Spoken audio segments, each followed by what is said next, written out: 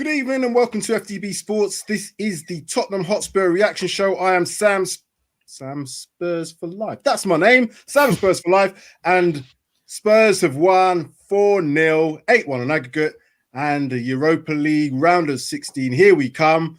Welcome to my special guests. As usual, we have Mike and we have Darius. Both happier today than we have been over the last few days. Didn't show my face on the last two videos, just in case anything bad happened. But I think we all knew. What was going to happen today. So yeah. Today, as I said to Mike in the preview show, was pretty much looking past this game. But good things were mentioned previously about what we were going to expect from a performance. I know you mentioned that before, Darius. Expecting a performance from the team, regardless of what the opposition is. And to be fair, I think we got that today. I think we've got everything that we could have asked for in terms of the result. 8-1 on aggregate. 2 goals from Vinicius, a goal from Ali, a goal from Bale. Ali, a goal and 2 assists, which is pretty decent for his time on the pitch. And Scarlett assist as well. And Dane Scarlett, very good. Yeah. We'll come to him as well. I guess it's job done. Yeah, definitely. Nothing less than what you expected. I think when we said in the previous show, Mike, did you say 4-0? Yeah, I got lucky and went 4-0. I said 5-0. 4-0. I didn't expect them to score, and I expected us to do as we did. So 8-1 in aggregate. Good result for the Spurs. What did you think of the performance? Do you want to start with us? Start with this first, Mike? Yeah, I thought the performance was. I wasn't too sure, I suppose, what to expect. We talked about in the preview how we'd come out and how we'd line up and stuff. But I thought the performance was positive, a positive performance. I wouldn't say it didn't need to be a great performance, but it was certainly a positive performance. And I think everyone looked confident tonight. Even Doherty, he looked more confident than he has done in previous weeks or maybe the last couple of months. Ali looked confident. He looked fitter as well. Took his. Well, what can you say about his goal? He took that very, very well. His goal was special tonight. That was a special goal. That was a really special I think he needed it as well. To be fair, because that must have. It can only be a confidence booster for him, surely. And Vinny getting 2 goals. I thought he took both goals well. The header and that sort of 18-yard shot into the. I wouldn't say it's top corner, but it was certainly into the side of the keeper's it was right hand side or his right hand side. So I thought a positive performance. Everyone looked confident. Yeah, going into Burnley. Yeah, I couple that. I like I said, just to kind of not really much I can say on top of what Mike said, but I think the players that needed to perform for me were the ones who performed, and that was what I was looking for. That's why I'm really happy about today. I mean, it's like I said, I knew we won from the 4-1 earlier on. I knew we were through, but today, my main reason for today to watch the game and actually analyze the game, because I don't really, when I look at these games that we've already won, it's not really much you can take from it to look towards a Premier League game, because again, the opposition isn't of the standard of a Premier League. So when I look at these games, I want to look at the individuals and the players that are on the fringes who might possibly be looking to start in that Burnley game on the weekend, how they perform. And I have to say, everybody who I wanted to perform did perform. So I guess I can't be mad. Like you said, you can't be angry. 4-0 clean sheet. It was great. Ali's goal was really, really special. I think we'll look back at that goal throughout the whole of the season and think, that was one of the best goals of the season, because the way that ball just looped properly perfected that, and he wanted that to go in the corner. You could tell that he meant that. So I'm happy for him. He really was influential in the game. Like you said, the 2 assists as well. He was a really, really good addition to the team, and that's what we need in this crunch time of this season. We're coming to a point in the season where, depending on how you want to look at the league and how important you take the league, every game is important now. I mean, we're out of the FA Cup and we're out of the not out of the Carabao, but we've got the Carabao final, so that's out the way. So it's every single game for me is a big game, and I need to see players that want to play and who claim that they are not being, I don't know what the word to use is, they're not really being ostracized from the team, because they are getting minutes, but they're not consistent minutes. And I think we want to see Bale and Ali maybe play a little bit more, and I think they have over these past, especially over the past couple of games, but Ali today has really, really pushed and given Jose a reason to kind of put him in the team. I think people were crying for Ali just because we were lacking creativity and lacking the sort of attacking impetus. But now for me,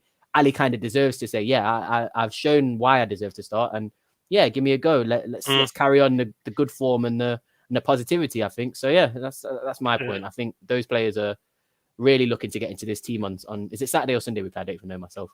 Sunday. So I put the team up from today. Who would you say then is the standout performer? It's got to be Ali. Looking at that starting 11. Yeah, it's got to be Ali. He was influential. I think that was a difference between Ali's performances today and before, when he's had opportunities.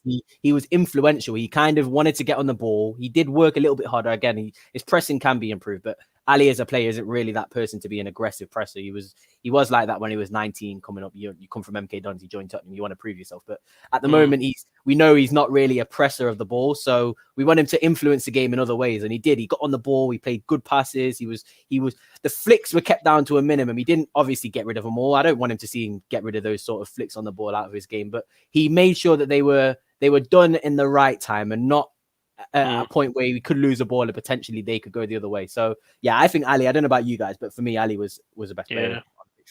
See, I looked at the starting 11 today, and I'll put it back up again just to remind myself. Yeah, I think the players that played were the ones that, as you were saying earlier, had to kind of play to kind of maybe prove. There's a lot of players who won't be starting on Sunday. I thought Davis was okay. I thought Doherty was okay. I think was, again, Toby's consistent. He's just I'm more critical of the defense, probably more so than anybody. But I think the reason being is because we still gave up opportunities to these guys. Better teams would have probably, converted one or two of the chances that they do have. Saying that, the midfield was probably the area which got bypassed a little bit too easy for me at times. Sissoko and Winks, I'm not convinced by them two as a partnership. They weren't really having to do a great deal, but the stuff that they did, it was okay. It didn't fill me with, put it this way, it didn't fill me with confidence that, those two would push for any sort of starting place on Sunday. Lamela, I thought, played well. Ali played well. Bergwijn played well as well. Bergwijn did play well, although I think he's searching for a goal now. I think to really push his confidence on a bit more, I think he needs a goal. And he seemed a bit disappointed when he did come off. Bale, obviously, when he came on, he's starting to look closer to the Bale that we want to have at Spurs. And that's a good sign. So, as I said, for me, the standouts definitely was Ali. Lamela, I thought, really pushed to be close behind him. Bale, when he came on, did really well. So it was good signs from players that I think are probably likely to push the likes of Son. Well, I don't think anybody's going to push the likes of Son and Kane, but there's certainly a spot in that number 10 and definitely a spot on that right-hand side of the forward line that is up for grabs, in my opinion. Definitely up for grabs. Yeah. I'm just going to have a look at the stats here because this makes interesting reading. Possession-wise, only 45%. No, I say only 55% possession for us. It seemed like more. I didn't think they had the ball as much as 45%. But again, we're close to that 20 shots a game. The last couple of games, we've been really having quite a number of shots on goal. 8 on target out of 18. You can make of that what you will. But yeah, the game definitely was well in our grasp. Yeah. How do you think then this result is gonna maybe influence any sort of decisions for Jose going forward for the Premier League, but also for the round of 16? Do you want to have this one, Mike? It's a good question, really, because I think the front three for me going forward for the rest of the season. Bale's coming into his own a little bit now, and you're starting to see the difference between Bale is, one, he's fitter, and you can see that now. He does look much more match fit, but two, there's confidence coming into him. I was going to say, he looked like he's got a little bit more of a, like that. He's standing up, shoulders back. He kind of looks like, I'm Gareth Bale. He's not, he's showing that, and that's what I hadn't seen from him when he first came.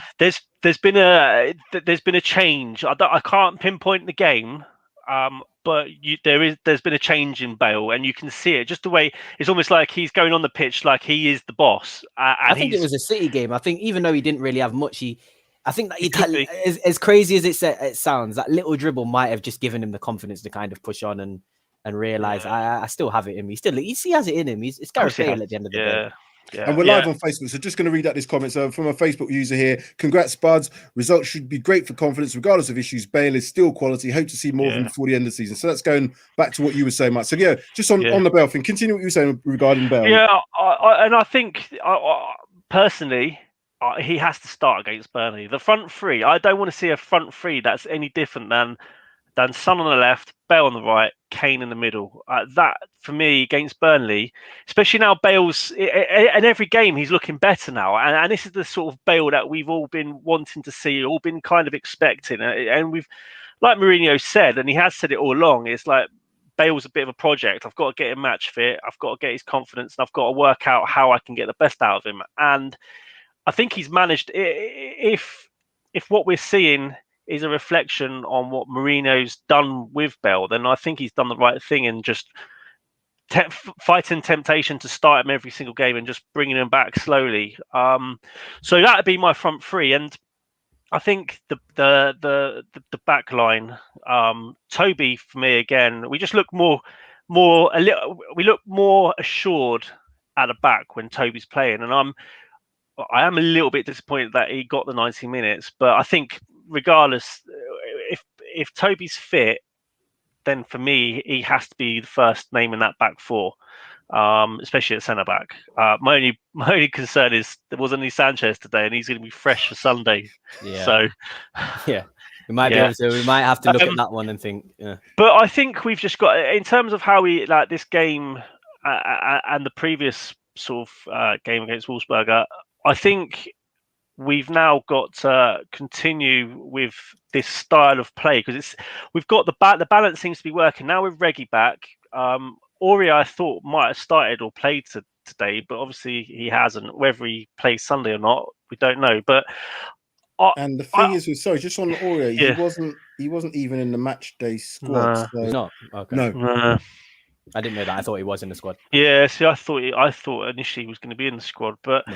I mean, regardless of that, I think when we get that back line, sort of the fullback started, back playing, Ndombele, Højbjerg, the front three, and whoever I suppose it's going to be when he's sort of fully match fit and sharp. I think it will be Ali in that number 10.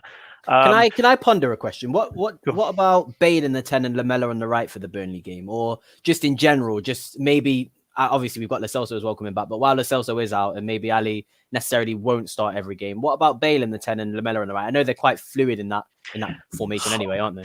I've mentioned this to you before, haven't I, Shane? Yeah. So I believe that you could probably do that, because I think okay. So going back a step, what I've noticed about the players, or the player that plays in that 10 over the last couple of games, is they pretty much had a free role. If you watch tonight, Dele Alli had a free role. Now, I know the opposition, they weren't probably getting as close to him as possible, but he is harder to pick up when he's got anywhere he wants to go.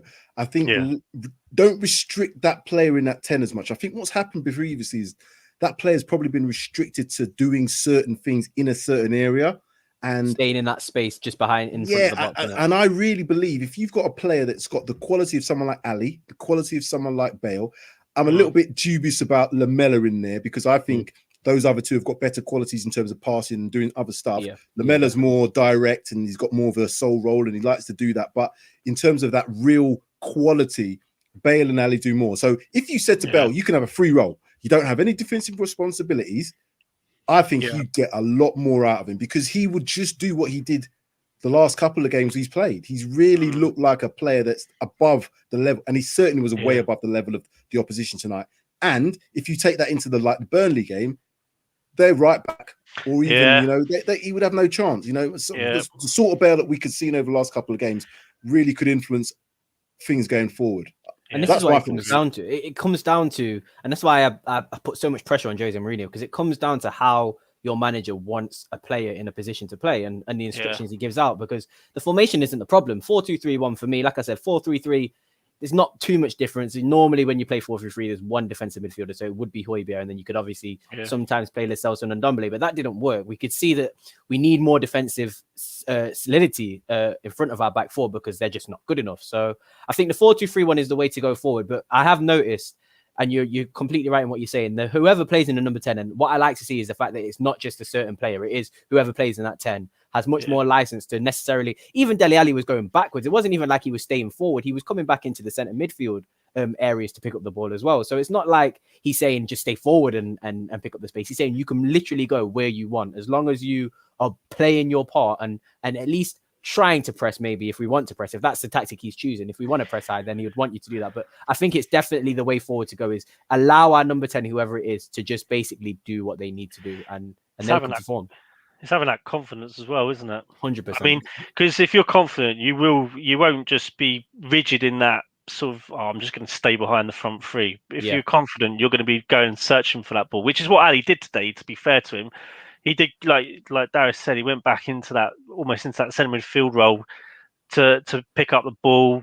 And he was just positive. Positivity and confidence, they both went in hand with him today, I thought. And if we want to sort of get us out of this rut in the league, then I think that's what we need from all the players. And they looked, certainly tonight, a lot of them looked confident, looked far more positive, almost like the old sort of Tottenham in terms of attack. I know you have to take the opposition into context, but it just seemed a bit more like the usual sort of Tottenham performance that we might be accustomed to under Pochettino, etc. So I think it's just positive signs. For me, it's not so much on the ball when we're in possession, and that's why the stat for the possession being 55% only was a bit surprising, because we looked like we had a lot more possession today.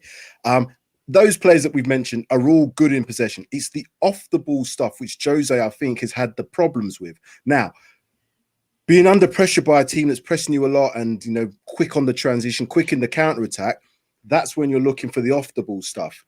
Yeah, that's where if you had a double pivot of Højbjerg and Ndombele, because I believe that's the right combination to have, because you can have one of them then push forward to make it a 4-1-2-3 as opposed to 4-2-3-1. Yeah. But it's when we lose the ball. If Højbjerg is isolated on his own and the other two, which will be the 10 and Ndombele if he's playing as the second, that's when they've really got to do something about maybe getting back, because Højbjerg on his own to mop up with the defense that we've got isn't going to be very good long term, because I just think our defense being put under a lot of pressure is too much for them. On the ball and in possession, I think any formation that we play with the players that we've got would dominate games. But it's how we then transition from, how are we going to react if it's a team that's going to be pressing all the time? Now, I don't expect Burnley to do that. I think Burnley will sit off. So it's going to be maybe a different type of game in terms of how we break that Burnley defense down. But they're going to be very quick on the transition with the players that they've got as well. I think that's what worries me about the Burnley game. Like I said, I think we should win that game without a doubt. I think they play a similar style to to us, really, truly, as bad as it sounds. But we've got better players. Yeah, we've got exactly. much better players. They have got a solid shape, and they know, each player knows what they're doing. So for me, the way that I see teams beating Burnley is the way that they play within each other and how each player moves off of each other's runs. So that's why City beat Burnley 5-0 every time, because Burnley, when you're in a shape like that, so rigid and so structured, you can't have players running off 1-2s, because it will pull players out of that shape. And that's what Guardiola does every time they play Burnley. They score 4 because Sterling's just making a subconscious, just making a run off the back of him. So I think that's what I need to see from Spurs. However, I don't see that coming from us. So if we're not going to win through attacking phases of play, then the only other way is individual brilliance, and that's why you kind of have to play the players like Bale and Kane and some, because you potentially could have to base or rely your game on a world-class shot from outside the box, because it might be too hard to break down a team like Burnley. They might just be. Don't you think that Ali would be that player that runs on beyond the strike, like you just mentioned? Yeah, he would be good at that. He's that natural type of person who would do that, wouldn't he? And I'm thinking to myself, they look like there has been a sea change. I agree with what you're saying, Mike. And there's definitely been a change in how they're approaching games. And I think there is a little bit more intricacy in and around that final third. I saw definitely Bergwijn and Lamela try that. Yeah, now I know it's I know it's the opposition, and they probably were a little bit confused, but that could work against the likes of Burnley. It's maybe looking at those sort of little highlights, and Jose thinks to himself, right, because that's the only way to really effectively break down two banks of four with a low block, is to move the ball quickly in the final third and get players running. You can't do it statically. You have to have movement. And exactly what you were saying, Darius, Manchester City do that so well. They do it against the best opposition. So against the likes of Burnley, you know, they're always going to score goals. Now, taking a leaf out of that, I can see that we've got the players to be able to play that. It's whether or not they're allowed to, or whether or not the players want to. That's another thing as well. Some of them might not want to. Yeah, you have got a point there. I don't think it's a case of whether they would want to. I think they will want to. If it means winning a game, they'll do anything to win a game, wouldn't they? No, I don't mean they don't want to do that, but I'm just thinking that's the sort of thing that should come naturally in the game. If you're in the final third, you think, right, I can't get past this lot. You don't just take silly shots like how I've seen us doing. You try intricate stuff, and there's players in there that I don't see make enough movement. So is it that these players don't know how to break down those sort of defenses? I think that sort of stuff does get coached. And if you notice the teams that are coached, that it kind of becomes subconscious in what you're saying. So like once those teams have been trained or coached by that manager, so any manager, Klopp does the same, Pep does the same, where they coach instinctive runs, and sooner or later, when you're told to do that so many times, it becomes instinctive. My only fear is Jose doesn't seem to really do that. He does do that against the smaller teams, but again, I think that comes from the players actually just being able to do that as players. Do you know what I mean? They like you said, they aren't going to just, most players aren't just going to take a shot if they can't get through. They will try and make a run. For me, I need to see a bit more, and especially in the games where we can, because we all keep saying the quality of the squad is good enough to not just play one style of football. We can play multiple styles of football now, and to me, it leaves less of an excuse for Jose even more, because he's meant to be the master of pragmatism. He's got a squad who have come from a side coached by Poch, who literally is one of the main guys to teach that sort of football. So Jose bringing in his style of football, there should be no one way of winning games. We should be able to kind of change things in game, and that's what I want to see a little bit more of, maybe from Jose. I don't know about you. And that's what I've said about Jose. I don't believe, everybody keeps saying about just the style of Jose is always defensive. I don't believe he's a defensive coach. What I believe he is a tactical coach. I've said this before. He is 100%. He sets up, and this is the why I'm really, if we were to get to the latter rounds of this cup competition, I think we could really do well, because over two legs, he's that tactical person. So if we went up in the first leg saying we're winning, I can see him, the approach being in the second leg to, right, this is how we're going to get through it. The only problem with that is if we are going to do it like a 1-0 in the first leg and trying to hold on and nick a counter-attack, we have to have better players in defence that can deal with that, maybe, or better players in midfield to be able to help with that defensive style of things. I do agree with you. I do agree with you what you're saying now. I think part of it also comes down to Mourinho now having a fully fit squad to choose from, and he hasn't had that in the last couple of months. He's always had players out, hasn't he? Yeah, he's always been, and they've always been important players like Reggie or Lo Celso or like Ali or Kane's been missing, etc. But and obviously at the back four with Aurier as well. But if he's got a fully fit squad, I think Tottenham all of a sudden become a different proposition for the opposition, especially if confidence comes back in and we pay our way out of this rut that we have been in. So, and like you say, we then become a team that does many people want to play us when we're firing all cylinders?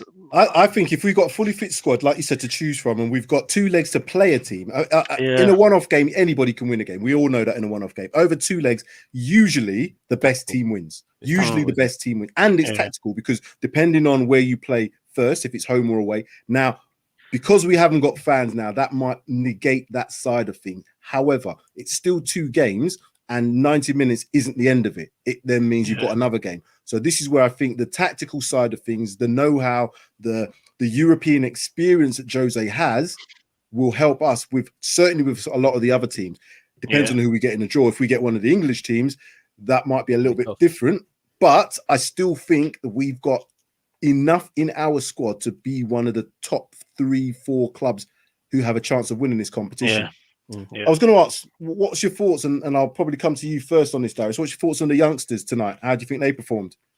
Yeah, I thought it was a perfect time to bring him on. I think he did the right thing, not bringing them on necessarily too early. I think 75, 65 minutes was good. I think Lavinia, who played at right back, he looked all right, to be honest. I was actually quite surprised. He seemed very capable. He basically just seemed like he could play right back. And I know Doherty's a good right back, but he was doing as much as Doherty was doing and more. He was getting himself stuck in and putting in tackles. I know he made that silly little mistake at the start, but again, can't really look at that. Niall John didn't really do much. I guess he can't really do much in the last 10 minutes, but yeah, he's 17-year-old kid. You're not gonna say anything. But Dane Scarlett, however, though, he had the same amount of time and he looked very, very, very good. I'm not gonna do what a lot of fans do and say Wonder Kid 16 rare. I'm not gonna do that, but I will say, and we both said this, Sam, when we watched the game, the kid knows what he's doing at 16, and that is very, very, very impressive, because when you're 16 years old, I'm thinking now of all the big teams in the world, there's not many players who are 16 who are even training with the first team, let alone playing a couple of games. I mean, the only players I can think of are like Bundesliga players like Wirtz and Musiala and those players who were not even really starting. They're only getting time because players are injured. But from what I saw from him for that 10 minutes, the press, even as small as the press that he made, he curved his run to stop that ball being played out to the fullback. And he just did little things like that. The run that he made, where the shot that he could have had, that was obviously made a little bit of a bad touch, but the run that he made, if you watch, he made the run and then he came back and curved his run. That sort of stuff you don't see from 16-year-olds, and that's what's kind of making me a little bit excited to see what we've got in store for him. Yeah. So I've seen him a few times play in the FA Youth Cup this season, and he does that a lot. Where the way he presses is exactly what you see in those FA Youth Cups that the games I've seen him play, and the kid's a goal machine.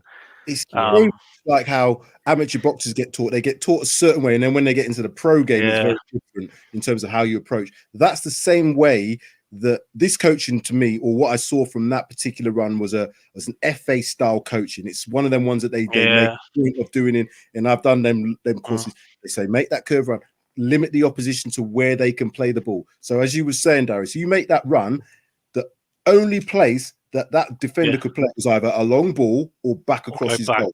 And he got caught in two minds because he didn't have the option of the right back, which meant the mistake was made. Now, little things like that, that's so intelligent, isn't it? Things like that are what makes me think of players a different level, because you wouldn't expect someone like Sissoko to do that. Now, I know Sissoko's a different type of player. Even Vinicius doesn't do that. But that's the level of, and I hate to use the word intelligence, because every person's got a level of intelligence. It's game know-how.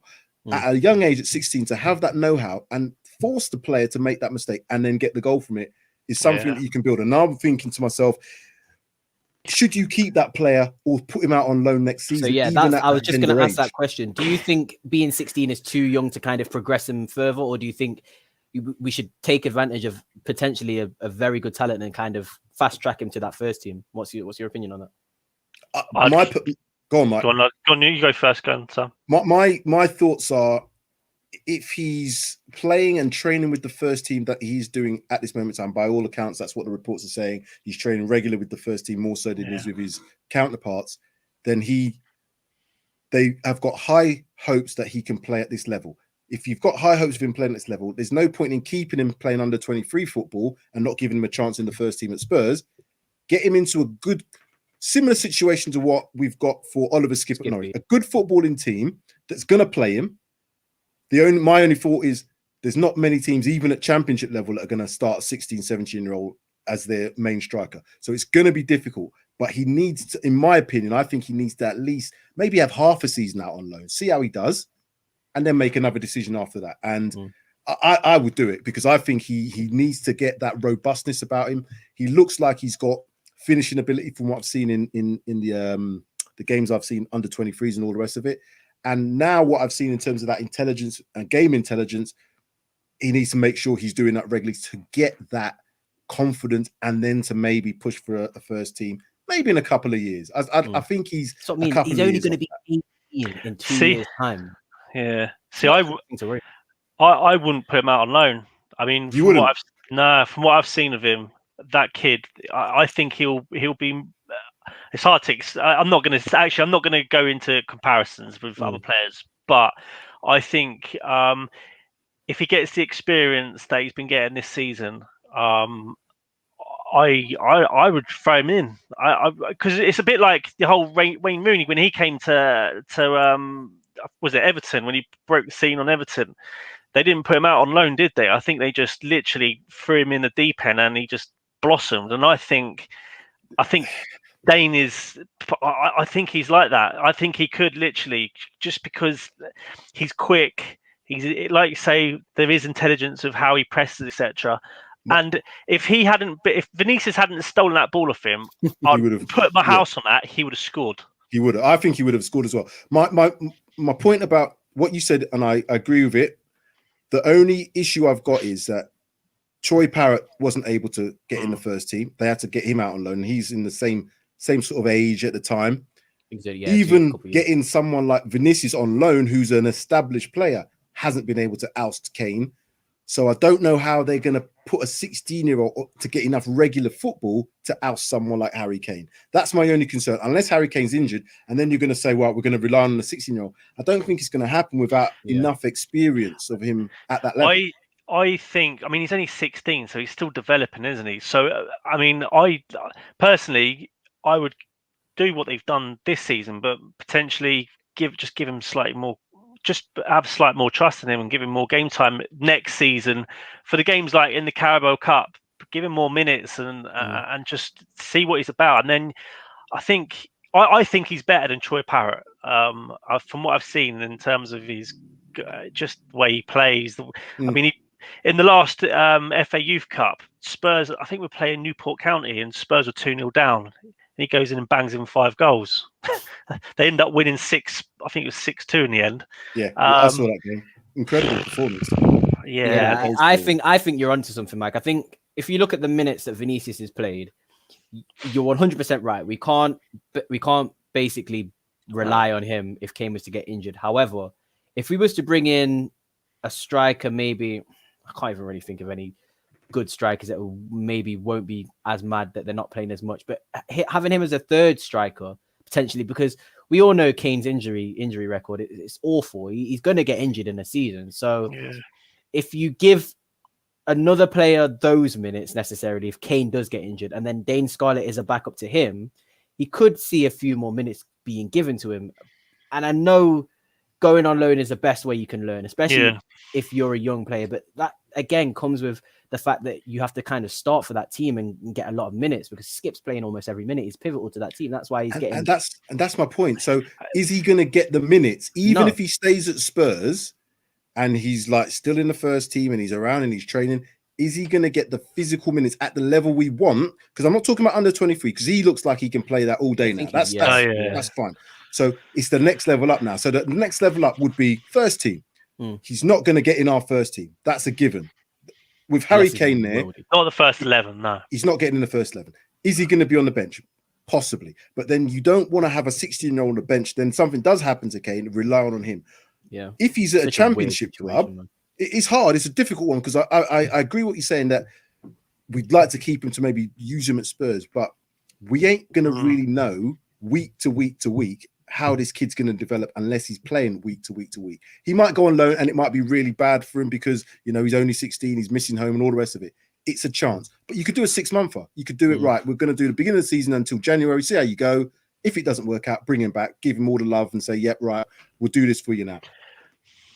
The only sort of standard that a 16-year-old is going to get the sort of minutes that we're thinking he probably needs will be at sort of Divi 1, Divi 2. But even then, at a Divi 1 club or Divi 2 club, whereby there's probably financial pressures because they need to stay in the league for money. Again, they might just be like, well, he is a great player, but we can't take the risk on him. Yeah. But so also, you think you could go, and then you think you could go abroad to a European team where maybe the physicality is not as much, and the technical side of the football is more. It's the physicality. I'm thinking if he was to go to a Div 1 or Div 2, I don't want him to go to a League 1 or League 2 team purely for the fact that it's a hatchet job down there. I'm not saying all teams, but most of the teams are going to be really, You know, we're going to take this player out. It's like that. It's physical. And it's even like that in the Championship, though, isn't it? When you get half the teams in the Championship are very. Once you get out of the Premier League, when you go down, as we all know, as you go down the leagues, it's physically tough. It's tough. So I just can't see any team from unless he goes to nation. What about abroad then? What about somewhere this like is my thing. You could go to Germany, but then you're going to really send a 16-year-old to Germany? Like we are in with Dane Scarlett. It is such an awkward position because we've got another striker on loan in Troy Parrott. We've got another striker on loan to our club in Carlos Vinicius, who's not our player. So like when he goes next year, because I don't think we're going to sign him. I put my house, or well, I don't even have a house, but I put everything on the fact that he won't really sign for Tottenham for 38 million. So we have to get a striker in my opinion, in the summer. And then it's like, okay, so then what do we do with Dane? Do we make him our third striker? Do we send him on loan because he's better than being our third striker? It's a difficult one.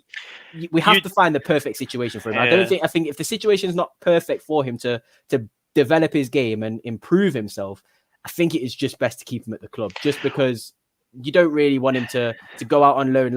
Troy Parry, he went to Millwall and he didn't get a game, and then he came back and he's gone to Ipswich now.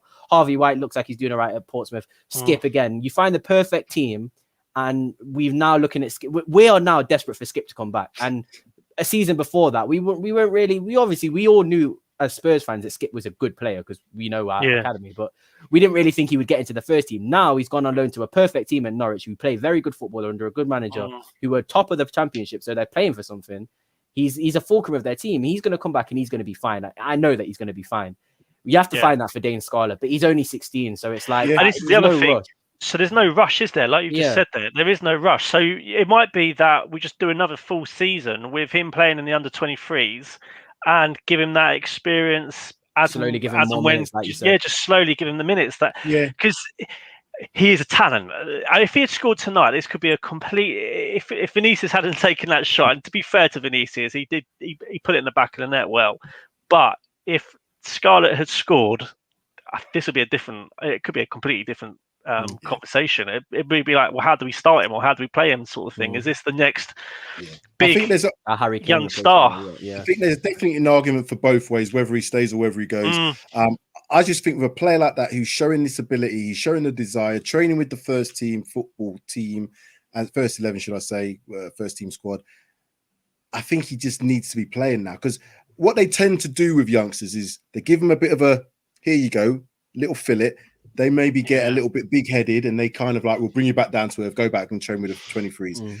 I don't think they want to do that with this kid, because I think the talent is so high in him that they're keeping him around the first team, which says to me he's doing enough in training to be able to prove that he can cope at that level. So if he can cope day to day playing and training with the first team, who are, well, you know what we've got, Harry Kane, Son, I mean, Bale. who better to learn off Kane for another year as well? I was just going to say that, like that might be beneficial for him. So might be. Bale, if Bale's definitely argument. Let's go through a few of these comments. We've got quite a few comments here.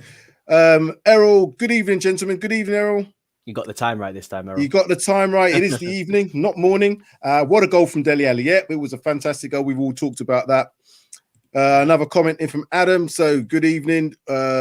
Good result tonight, lads. I think it was a good result. I think it was a result that we needed more so for confidence, more so than anything else. Question here. How much space did Dele Alli have for that goal? You could swing a cat in that box.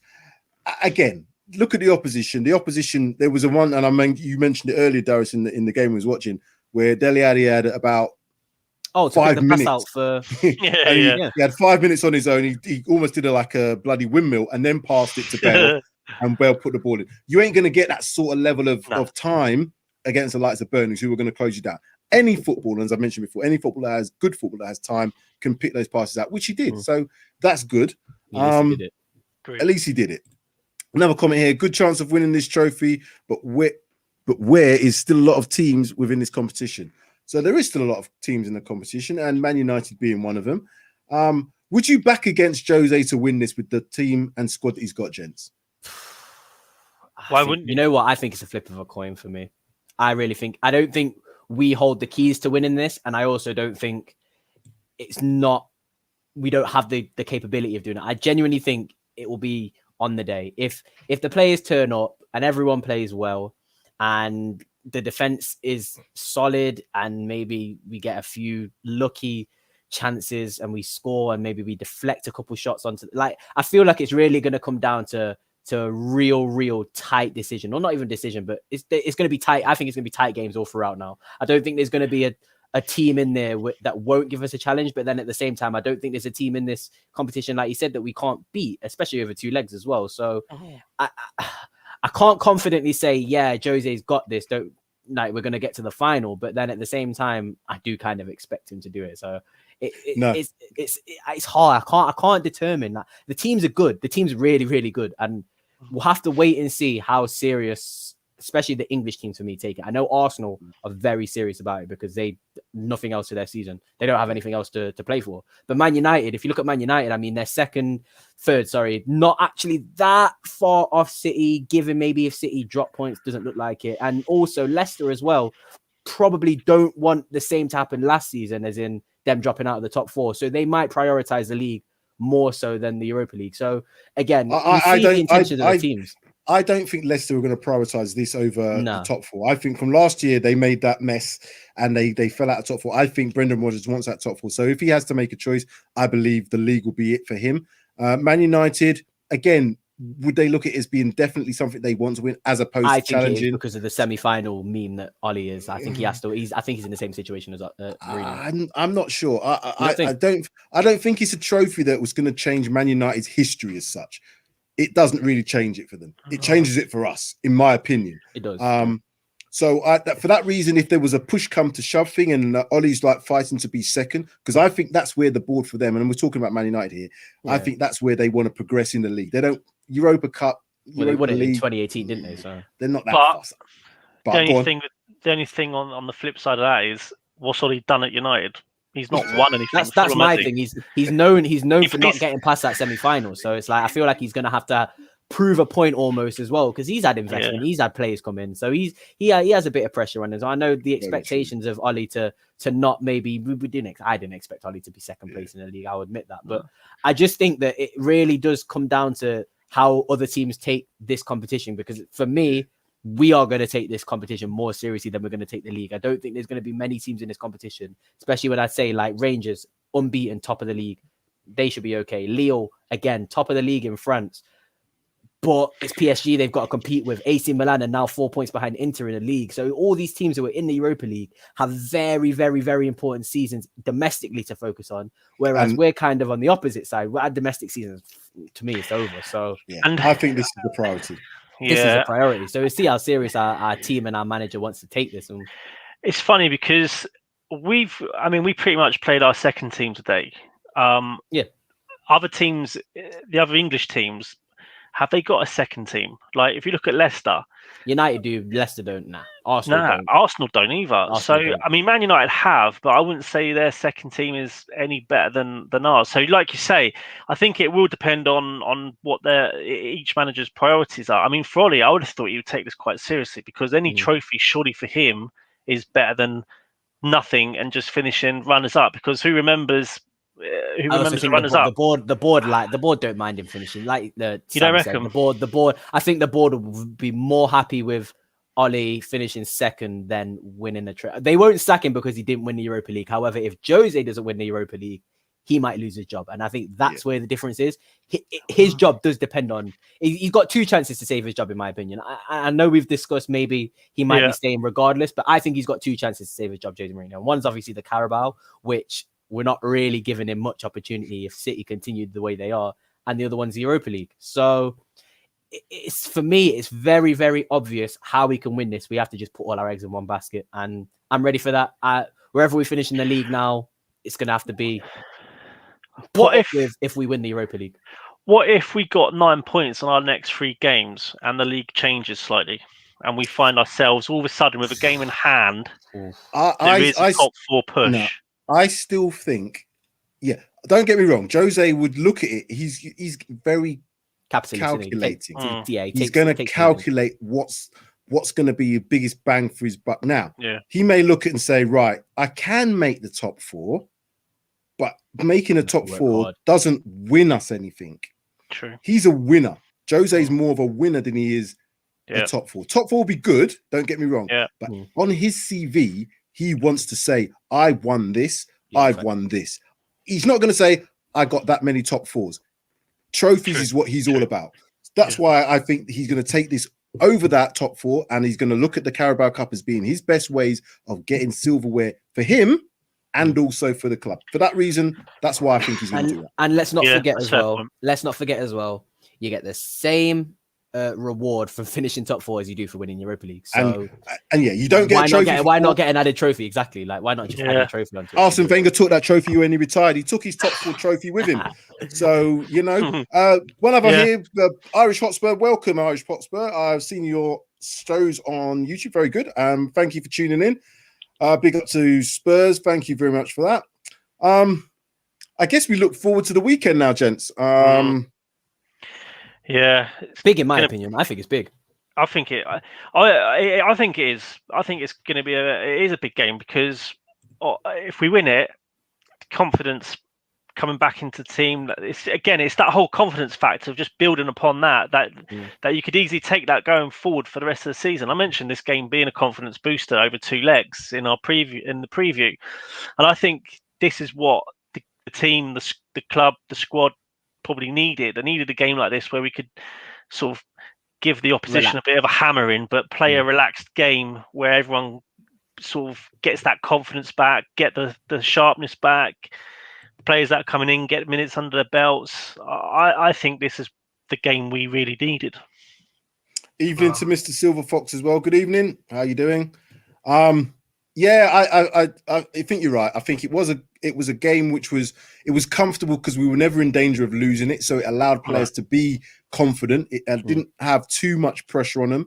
So which is what you said as well. You've made that very apparent throughout the season that when there is any sort of pressure on our players, it seems to change everything, doesn't it? Yeah, it changes everything. And when even if they'd made a mistake tonight, it wasn't going to affect the result. It wasn't going to affect us going through. Yeah. Even if they had made 2 or 3 really big errors, it wasn't going to affect us going through. Basically, the score was 8-1. So they could have scored a couple of goals tonight and it wouldn't have made any difference. But what it does do is, I think it highlights that if we play in a certain way, with the players that played tonight, if they can do that, then the other players that are potentially better than them, the likes of Son, the likes of Kane, better midfielders, Højbjerg, Ndombele, we should be able to take it to another level in that attacking performance. And that's what I hope 100%. We do. That's what I hope we do. If we can do that, I'll be happy. And also having a clean sheet tonight, the defence will get confidence from that. I mean, although that defence will probably change for Burnley because the fullbacks will probably be different. Sanchez shouldn't need to play Burnley because there's no... Just the word. Don't even mention. He shouldn't need to play that. I know, genuinely, tactically, if you think about it, Sanchez plays when mention his name again. You said it twice now. That guy doesn't need to play because Burnley aren't gonna run in on our players. Oh man, there's gonna be no runs in behind. So Sanchez plays when there's fast opposition and potentially we might need to play a high line. Burnley ain't gonna do that. So I don't really see the guy on the pitch, to be honest. The only thing I really have to say about the game on Sunday and maybe going into the league in the future is it can turn on us if it starts to get really bad. And by that I mean like we don't get results and we start falling lower down the table. It might look ugly. Just a quick one here. Quick, nice and quick from Hamza. Good evening. Winks is shit. And all I'll say is I have to agree. Like he's not telling a lie. That's how you come on and be concise. You don't mess about with your words. You just tell it like it is. Not even need for a comma. Not even need for a comma. There's nothing else required than that. What? Good evening. Winks is shit. What did you think of Sissoko's performance, guys? Again, the way you don't want to talk about Sanchez, I don't want to talk about Sissoko because I don't really want to get onto players after we've won 8-1 on aggregate. I don't see the point. Like I could clown the guy, I could get angry. I watch the guy for the whole game. Again, I do it every time and I don't want to, but I watch the guy for the whole game and I could rant around and get angry about it. But what's the point? No point. We won 8-1. As I said, there's no point because like I said, I always try and look more into how team and individuals play, regardless of the result, regardless of what the performance is from the team as a whole. I look at individuals. He's not done anything to me to say, oh, you know what, Sissoko, he didn't do nothing. Winks was the same. Didn't do anything for me today, given the opposition. Them two are not first teamers. They are not, they shouldn't be in the. Unfortunately, they shouldn't be in the squad at all. Able backups, and that's all they need to be. So again, I'm not looking at that. Yeah. And Hello Turf agrees. I think he's agreeing with Winks as being shit.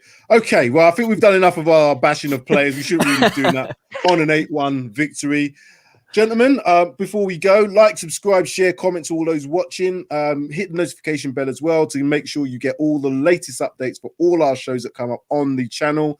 Look out for the other shows as well. If you're fans of Man United, Arsenal, Chelsea, Liverpool, there are other fan channels as good as ours that will be able to give you insights into all of those. So look out for our preview show and also reaction show for the game versus Burnley at the weekend. But make sure you keep subscribing, keep liking, keep sharing, keep commenting. FTB Sports. Darius, Mike, See you it's Sunday. been a pleasure. See you Sunday. As we do, we will see each other.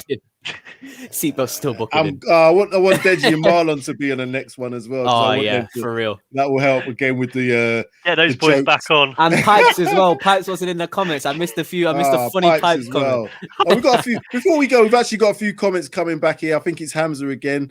So again, let's have a look what he said. Let's be positive here. Delhi, great game. Bale, great goal. Yeah. Let's finish on that. Yeah. Hello, Turf. Thanks, lads. Good watch. Thank you very much. Well, keep watching, you guys. You knew Hamza and Hello, Turf. We want to see you again watching us here, but we are now done. That is us from the Tottenham Hotspur Reaction Show. The game was won by Tottenham 4-0, 8-1 on aggregate, and we roll on to round 16, the draw being taken place on Friday. Wicked. See you later, guys. See you there, mate.